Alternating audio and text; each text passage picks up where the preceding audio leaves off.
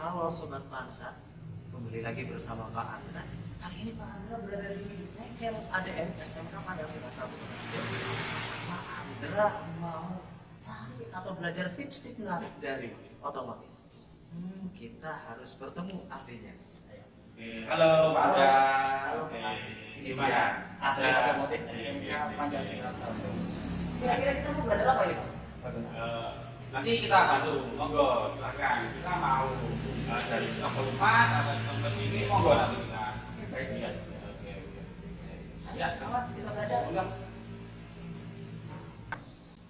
Baik Pak Andra, sebelumnya Assalamualaikum warahmatullahi wabarakatuh. Sebelumnya saya perkenalkan diri, nama saya Ronald Susanto dari SMK Pancasila 1 Kutarjo. Nah, di sini saya ingin berbagi sedikit dengan Pak Andra untuk tips ya pemeriksaan dari sistem pelumasan. Nah, sebelum kita memasuki ke proses pemeriksaan, terlebih dahulu kita harus menyiapkan beberapa yang harus kita persiapkan. Yang pertama, kita persiapkan terlebih dahulu untuk masalah peralatan ya. Peralatan di sini harus lengkap Pak Andra ya.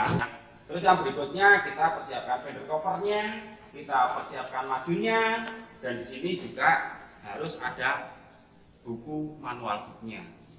Oke. Nah, sebelum ke proses pemeriksaan terlebih dahulu untuk memastikan kendaraan itu terjamin keutuhannya. Nah, kita harus memasangkan sebuah pengaman, yaitu kita pasang terlebih dahulu untuk fender covernya. Ya.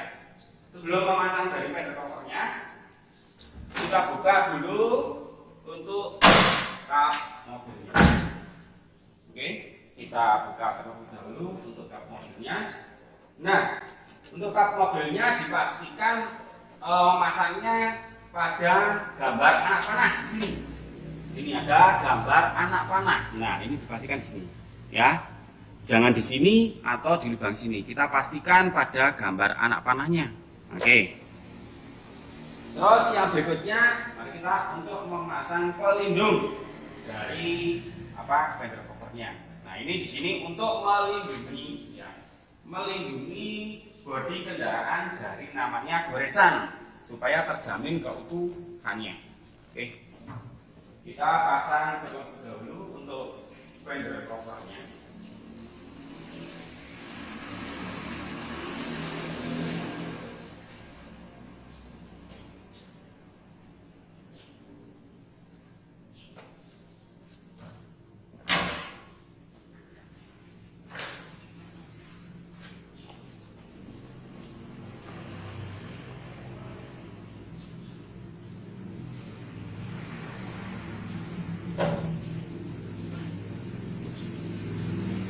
Baik, setelah kita pasang fender covernya, nah sebelum ke proses pemeriksaan dari sistem pelumas, nah terlebih dahulu kita harus mengetahui apa sih itu yang dimaksud dengan sistem pelumas. Nah, sistem pelumas di sini berfungsi untuk melumasi part-part yang ada di dalam mesin.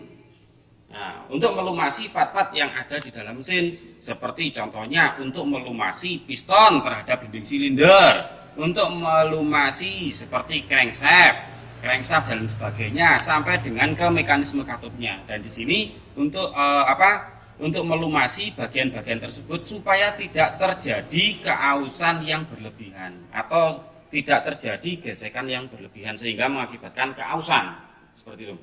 Nah, untuk pemeriksaan dari oli mesin itu dalam kondisi baik atau tidak, atau misalkan oli mesin itu harus diganti atau tidak, nah terlebih dahulu kita harus melakukan pemeriksaan atau pengecekan. Nah, cara pemeriksaan atau pengecekan oli mesin tersebut dapat kita lakukan melalui joystick atau stick oli. Nah, yang terdapat di dalam, nah ini samping ya, ini stick ini. Oke. Nah, stick tersebut untuk mengetahui oli kita lepas dulu. Ya, kita lepas, langsung kita lakukan pembersihan atau pengelapan, dilap sampai betul-betul kering ya. Nah di sini coba kita lihat dulu untuk joysticknya atau sticknya, di mana joystick atau stick terdapat tanda L dengan F. Nah, ini untuk apa? Untuk mengetahui kondisi atau volume dari oli mesin ya. Di sini ada tanda L atau low, di sini ada tanda F atau full. Nah, di mana untuk volume oli mesin itu harus berada di antara tanda L dan tanda F. Itu. Nah, apabila oli itu berada pada tanda L, berarti oli tersebut itu dalam kondisi low atau rendah atau kurang. Itu. Nah, terus tanda F, apabila oli itu mencapai tanda F, itu berarti oli itu terlalu berlebihan atau kebanyakan oli. Nah, oli yang bagus ya, atau sesuai dengan standarnya itu harus di antara tanda L dengan tanda F, seperti itu Pak Andra. Ya, oke.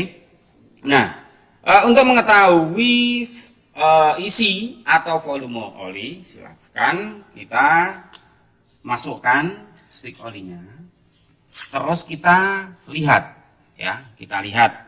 Nah, yang pertama untuk pemeriksaan dari oli. Pemeriksaan oli yang pertama itu adalah warna dari oli tersebut ya.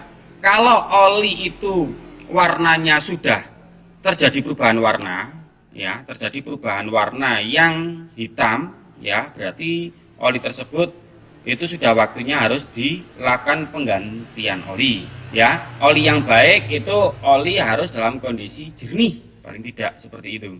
Satu. Yang kedua itu pemeriksaan yang kedua yaitu volume atau isi dari oli. Nah, isi atau volume dari oli itu harus pada batas atau di antara L dan F. Nah, di sini oli masih dalam kondisi baik ya, volume yaitu di antara L dan F itu. Yang berikutnya itu untuk pemeriksaan viskositas atau kekentalan oli. Nah, kita lihat untuk kekentalannya oli. Ya, apabila oli itu viskositasnya itu hilang, maka oli tersebut untuk nilai kekentalannya itu akan hilang. Seperti itu. Oke. Ini untuk pemeriksaan dari oli mesin sementara itu.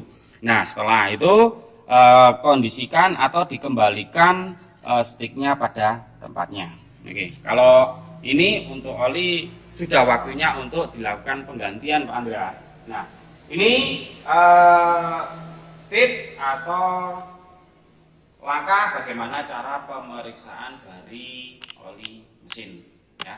Mungkin itu Pak Andra yang bisa saya sampaikan. Ada kurang lebihnya saya mohon maaf ya. Untuk nanti pemeriksaan yang lainnya mungkin bisa kita lakukan apabila Pak Andra menginginkan untuk pemeriksaan yang lain, siap membantu. Assalamualaikum warahmatullahi wabarakatuh. Oke, terima kasih Pak Bangunari. Demikian tips dari Pak Bangunari, semoga bermanfaat. Baik sahabat bangsa, sampai ketemu lagi. Bye bye.